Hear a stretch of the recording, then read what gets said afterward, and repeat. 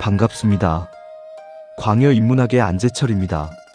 우리가 공부하는 선유는 고봉선사의 그 서술 펄언기계가 서린 책입니다. 가나선의 정수를 담았다는 이 귀한 책을 두고 우리는 오랫동안 눈뜬 장님 노릇을 해왔습니다. 여러분, 이 책의 첫 장을 넘기자마자 마주하는 첫 문장부터 우리가 완전히 잘못 읽고 있다면 어떡하시겠습니까? 첫 단추가 어긋났는데 그 뒤에 이어지는 사자후가 제대로 들릴 리 만무하죠. 오늘도 제가 이 참담한 오역의 현장을 낱낱이 파헤치고 바로잡아 보겠습니다.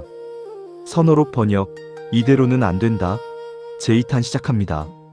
자, 선요 서두의 핵심 구절을 함께 소리내어 읽어봅시다. 사인 일거의 경득 기직수자 시하라. 이 문장을 우리 학계나 기존에 권위 있다는 번역서들은 어떻게 풀이하고 있을까요? 그간의 풀이를 보면 대략 이렇습니다.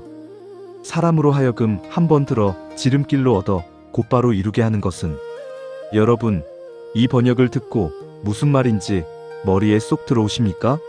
설령 안다고 한들 여기서 고봉선사가 학인의 멱살을 잡고 깨달음의 벼랑 끝으로 밀어붙이는 그 폭발적인 기운이 느껴지십니까? 얻는다, 이루게 한다. 이건 수행의 현장이 아니라 무슨 점잖은 도덕교과서나 읽는 소리 아닙니까? 선사의 살인검이 낡은 종이칼이 되어버린 꼴입니다. 제가 이 문법적 구조를 다시 세워보겠습니다. 잘 들으십시오. 이건 이렇게 읽어야 고봉선사가 살아 돌아옵니다. 사람이 한 번 들어 장차 도달코자 목표하는 것에 재빨리 이를 수 있게 하는 것이 이것이다. 왜 이렇게 읽어야 하는지 제가 중언부언하더라도 그 핵심 문법 두 가지를 조목조목 짚어드리겠습니다. 이건 정말 현대 중국어 좀 안다고 자부하는 사람들도 열이면 열 다 놓치는 대목입니다. 첫째, 경득의 특자입니다.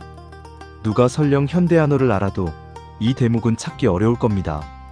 여러분, 여기서 득은 얻을 득자가 아닙니다. 실사에서 허화되어 동사 뒤에 붙는 동태조사입니다. 뜻을 가진 단어가 아니라 앞에 동사, 경 뒤에 쓰여 동작의 완성이나 가능을 표시하는 문법적 장치일 뿐이란 말입니다.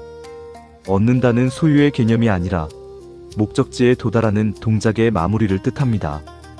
우리 학계가 이 허화된 조사의 기능을 전혀 몰랐기에 억지로 얻는다는 말을 끼워 넣어 성인의 사자후를 박제로 만들어버린 겁니다. 둘째, 오늘 강의의 백미인 기자입니다. 보통은 이걸 단순히 그것이라는 지시 대명사로 대충 넘깁니다. 하지만 제 책을 정밀하게 읽어보신 분들은 아실 겁니다. 여기서 기는 단순한 대명사가 아닙니다. 장차 내가 도달하고자 하는 최종 목표, 즉 성부를 향한 강한 지향성을 품은 글자입니다. 미래에 도달해야 할 그 지점, 장차 성불하고자 하는 그 목표에 재빨리 이르게 하는 것이라는 선언입니다. 이것을 우리는 어기부사라고 부릅니다. 자, 이제 다시 문장을 보십시오. 지름길로 질러가서 그 목표 지점에 깃발을 꽂는 것이지 가만히 앉아서 지름길로 얻는 것이 아니란 말입니다. 제가 처음 이 동태조사와 지향성의 구조를 생각해냈을 때 정말 무릎을 쳤습니다.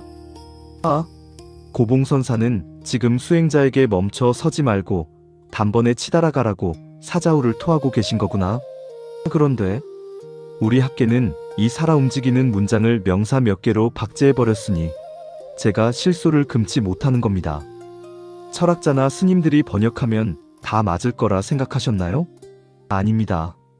수행이 깊어도 문법이라는 그릇이 깨져 있으면 성인의 본뜻은 쏟아지고 맙니다. 구조를 잘못 보고 조사의 기능을 놓치면 선어록은 그저 안개 속에 구름 잡는 소리가 됩니다. 하긴 여러분, 이대로는 절대로 안 됩니다. 글자 하나를 어떻게 보느냐에 따라 여러분이 가는 수행의 길은 완전히 달라집니다. 막연하게 무언가를 얻으려고 기다리는 수행을 하시겠습니까? 아니면 장차 도달하고자 하는 목표를 향해 재빨리 치달아가는 수행을 하시겠습니까? 고봉선사의 기계는 멈춤없는 전진에 있습니다. 애두르지 마십시오. 지체하지 마십시오. 오늘 여러분의 마음속에 그 정적이고 죽어있는 번역들을 다 지워버리고 단번에 목적지에 가닿는 그 시퍼런 경득의 기상을 회복하시길 바랍니다. 바르게 읽어야 바르게 보입니다. 오늘 강의는 여기서 마치겠습니다. 감사합니다.